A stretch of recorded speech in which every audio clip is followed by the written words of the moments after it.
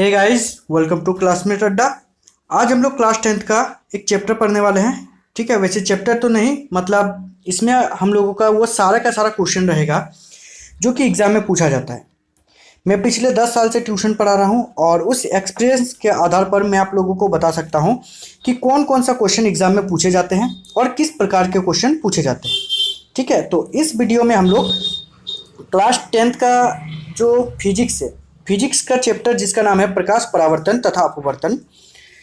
तो class 10th का physics में जो प्रकाश परावर्तन तथा अपवर्तन है, इससे जितने भी क्वेश्चन पूछे जाते हैं उन सभी को मैं बताऊंगा। सिर्फ यही चैप्टर नहीं, साइंस में जितने भी चैप्टर है, एसएसटी में जितने भी चैप्टर है, जैसे कि जियोग्राफी हो गया, हिस्ट्री हो गया, सिविक्स हो गया, या इकोनॉमिक्स हो गया, इन सभी में जितने भी क्वेश्चन पूछे जाते हैं या जो क्वेश्चन पूछे जाते हैं, मैं उन सभी को आप लोगों को बताऊंगा। सिर्फ क्लास 10th ही नहीं, 9th का, 11th का और 12th का भी होगा। ठीक है ना, इन सभी का मैं आप लोगों को वीडियो बना करके दूंगा।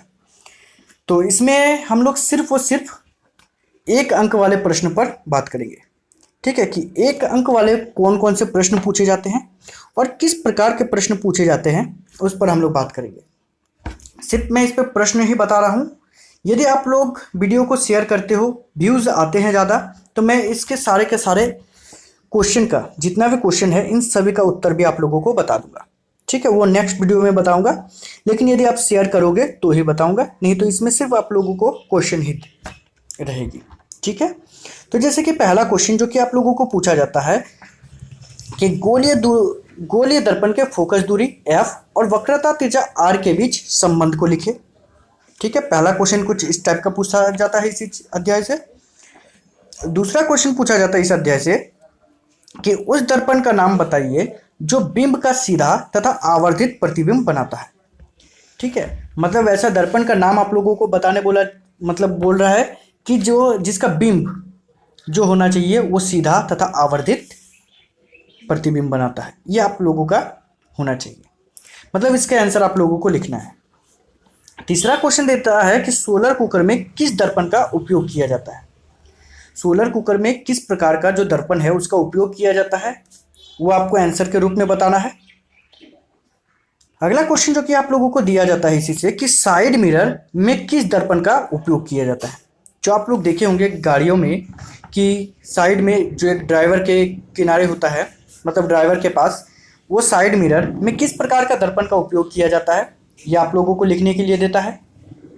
नेक्स्ट क्वेश्चन जो आप लोगों को देता है इसी अध्याय का, वह दाढ़ी बनाने में किस दर्पण का उपयोग किया जाता है। मतलब दाढ़ी बनाने के लिए किस दर्पण का उपयोग किया जाता है, यह भी आप लोगों को क्वेश्चन के रूप में देता है। आगे क्वेश्चन कुछ इस प्रकार का भी देता है कि किस दर्पण का दृष्टि क्षेत्र सबसे ज़्यादा होता है।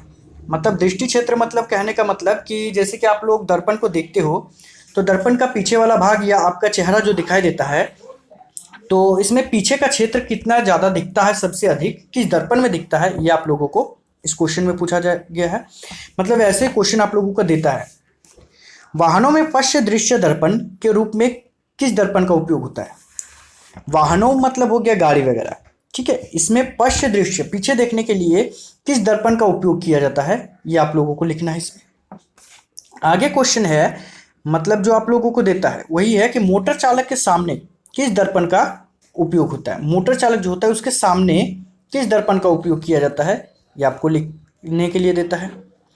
अगला क्वेश्चन कुछ इस प्रकार का भी देता है कि वह कौन सा दर्पण है जो हमेशा आभासी प्रतिबिंब बनाता है। वो दर्पण का नाम आप लोगों को बताना है, उस दर्पण का नाम बताना है जो हमेशा आभासी प्रतिबिंब को ही बनाता है।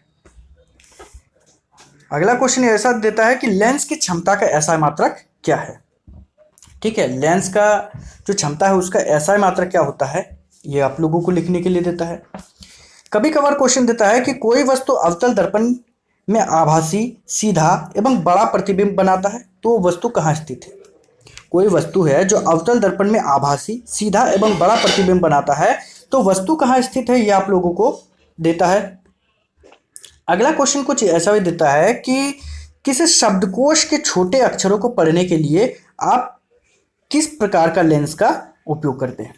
मतलब कोई शब्दकोश है, डिक्शनरी वैसे होता है, लेकिन वास्तव में आप डिक्शनरी को ही सिर्फ नहीं बोल सकते, आप किताबों को भी इसमें बोल सकते हो कि इसको पढ़ने के लिए आप किस प्रकार का लेंस का उपयोग करते हो। तो ये आप लोगों को ऐसा भी क्वेश्चन देता है। अगला क्वेश्चन देता है किसी दर्पण से आप चाहे कितने ही दूरी पर खड़े हो आपका प्रतिबिंब सदैव सीधा प्राप्त होता है। तो वो कौन सा दर्पण है आपको ये बताना होता है। तो आप लोग लिख सकते हो। ऐसे बहुत सारे क्वेश्चन और भी है, सिर्फ मैंने इसी चैप्टर का बताया कि इस चैप्टर से एक एक अंक वाले यही क्वेश्चन सब पूछा जाता है। हर साल यही क्वेश्चन रिपीट किया जाता है और 100% गारंटी के साथ कि आपका 1 मार्क्स वाला क्वेश्चन यदि इस चैप्टर से आया तो इसी क्वेश्चन में से ही आएंगे। ठीक है।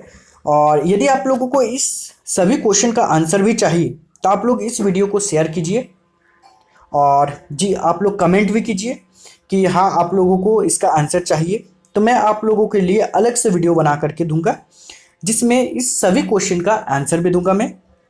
और साथ ही साथ आप लोगों का जो 2 मार्क्स वाला क्वेश्चन है कि इसी चैप्टर से 2 मार्क्स या तो फिर 3 मार्क्स या लॉन्ग क्वेश्चन जो कि आप लोगों का 4 या 5 मार्क्स के लिए पूछा जाता है, वो लॉन्ग क्वेश्चन भी मैं बना करके आप लोगों को दूंगा।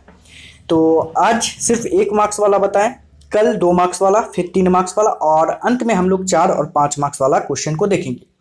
सिर्फ क्वेश्चन, लेकिन यदि आपको आंसर चाहिए तो उसके लिए आपको कमेंट करना पड़ेगा। आप लोग कमेंट कीजिए, मैं आप लोगों को पूरा का पूरा आंसर बता दूंगा।